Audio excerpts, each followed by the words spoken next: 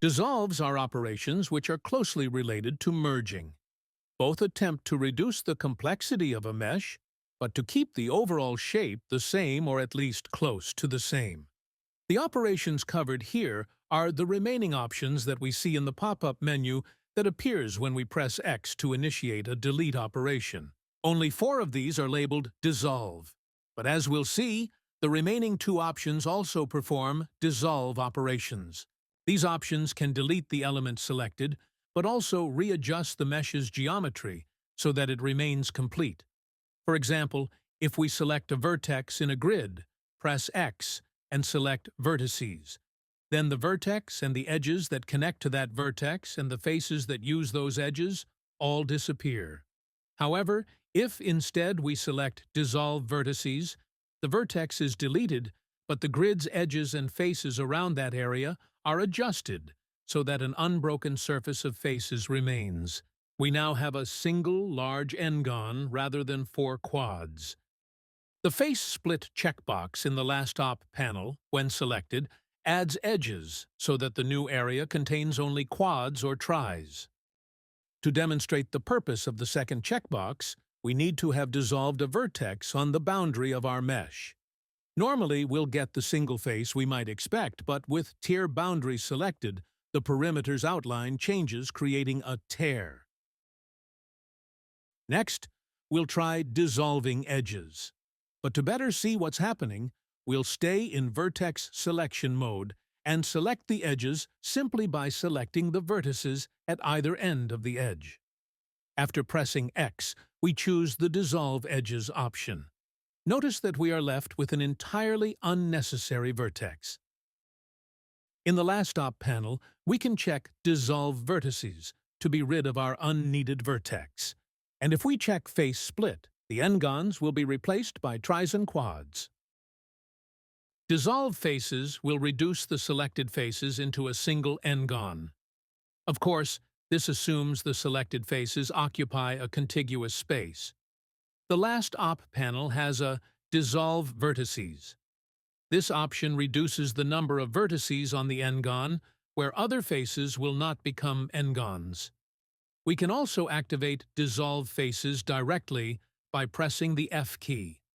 Although, when we do this, there is no last op panel, and so we don't have the option to dissolve the unneeded vertices. All 3 dissolves can be executed by simply pressing Ctrl X. Which option is actually executed depends on the selection mode being used: vertex, edge, or face. Using this keyboard shortcut, we get a last op panel that displays all of the parameters that appear in the individual dissolve options.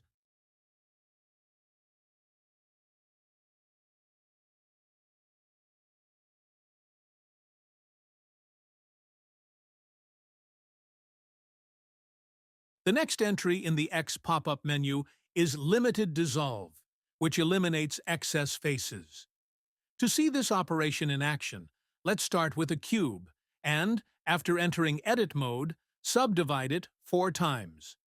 Now, we'll select a single face and move it in the Y direction.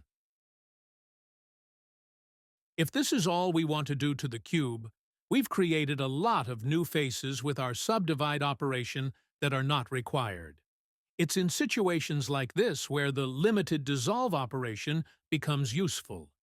It will merge adjacent faces that lie on the same plane. So, with all the elements of the cube selected, pressing X and selecting Limited Dissolve, Blender will merge most of the cube's faces to create a much simplified mesh. The last op panel for this operation has a few options which are more easily explained if we perform the Limited Dissolve operation on a different shape. This time we'll use a UV sphere with 100 segments and 16 rings. In Edit mode, with all the elements selected, Limited Dissolve eliminates a few of the faces, even though none of those that have been merged lie on exactly the same plane. This is where the last op panel's max angle plays its part. If the faces are at 5 degrees or less to each other, then Blender will merge those faces. If we reduce the value to 0, we can see that none of the faces are merged, and if we increase it to 15 degrees, we get much more merging. The All Boundaries checkbox, when selected, ensures that each of the newly created adjacent faces share no more than a single edge. The other options prohibit merges where faces differ from each other in some other respect. For example, we can stop faces with different materials from merging by selecting Material. Holding down Shift while clicking on the checkboxes allows us to select multiple options. Collapse Edges and Faces reduces selected edge groups or face groups to a single vertex.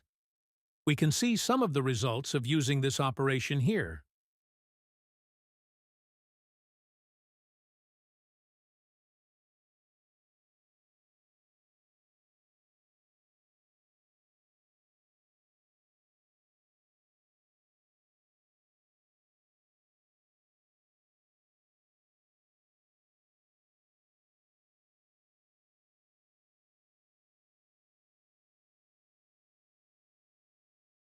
Finally, Edge Loops deletes the selected edges, merging the faces that share that edge.